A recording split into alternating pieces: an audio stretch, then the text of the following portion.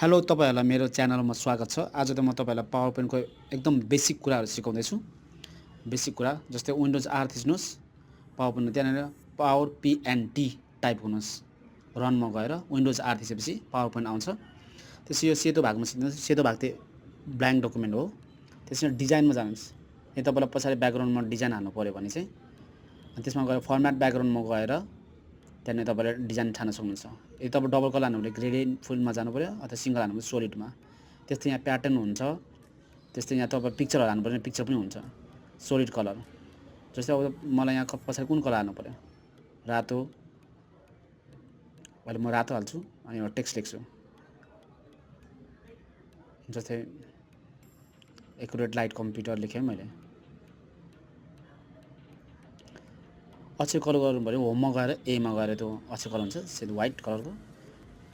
कस्तो कलर लाउने तपाईले त्यहाँ छान्नुस् बोल्ड गर्नुस्। त्यसपछि तपाईले यहाँ के लेख्नु पर्ने छ तपाईले लेख्नुस्।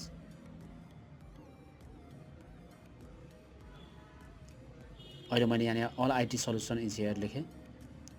तपाईले सबै कम्प्युटरको अल आईटी हाम्रोमा तपाईले कम्प्युटर बनाउनु पर्यो यता सबै कुरा हाम्रोमा हुन्छ।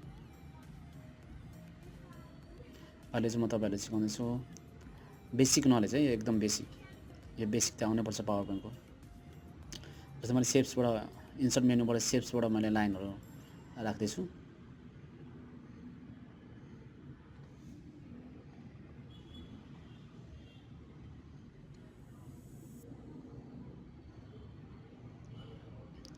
तपाईले यसको कपी गर्न सक्नुहुन्छ। तपाईलाई माथि कन्ट्रोल थिचेर तपाईले तान्न सक्नुहुन्छ। कन्ट्रोल थिचेर गरे पनि कन्ट्रोल सी कन्ट्रोल भी गरे पनि हुन्छ। अब मेन कुरा म सिकाउँदै छु के भने यसको मेन कुरा भनेको प्रेजेन्टेसन हो। यसमा एउटा एनिमेसन मेनु हुन्छ। यसमा एनिमेसन मेनु हुन्छ। एनिमेसन मेनुमा तपाईले एनिमेसन पेनमा गरे त्यो एनिमेसन पेन गरेपछि हामीले के युज गर्यो भने यहाँ राइट साइडमा आउँछ।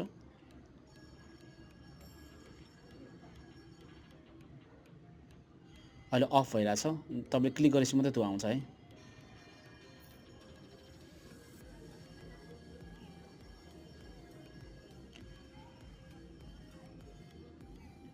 म कलर चेन्ज गर्छु। अहिले यो रातो भन्दा नीलो हाल्छु। रातो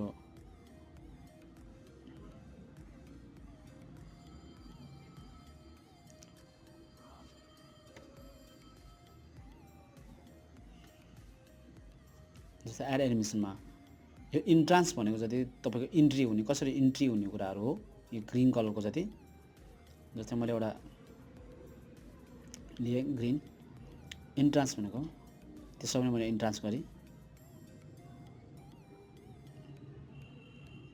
त्यसपछि यहाँ एम्फासिस छ। एम्फासिसमा चाहिँ तपाई एकछिन मुभ हुने त्यहीँनिर त्यही चल्ने एम्फासिस मुभ हुने त्यहाँ तपाईले छान्न सक्नुहुन्छ। यो येलो कलर जति सबै एम्फासिस हो मुभ हुने।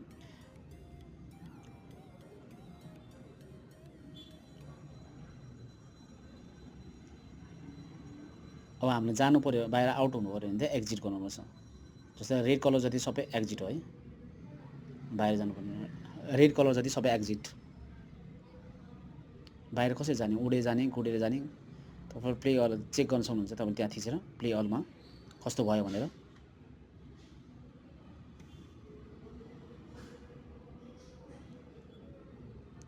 यदि तपाईलाई साइड सो हेर्नु पर्यो भने चाहिँ तपाईले यहाँ साइड सोमा गएर फ्रम बिगिनिङ भन्ने हुन्छ त्यहाँनिर अथवा तपाईले F5 पनि थिच्न सक्नुहुन्छ। F5 त्यहाँ छेउमा F5 पनि थिच्न सक्नुहुन्छ तपाईको किबोर्डबाट अथवा तपाईले फ्रम बिगिनिङमा क्लिक गर्न सक्नुहुन्छ। यदि यो चलेन मुभ भएन भने चाहिँ तपाईले त्यहाँ ट्रान्जिसनमा गएर छेउमा त्यहाँ अटोमेटिक आफ्टर भन्ने हुन्छ। अटोमेटिक आफ्टरमा गएर तपाईले क्लिक राइट लागेपछि मात्रै तपाईको चल्छ। अनि त्यसपछि तपाईले F5 थिच्न सक्नुहुन्छ। त्यो अटोमेटिक आफ्टरमा तपाईले थिच्यो भने चाहिँ अटोमेटिक चल्छ है।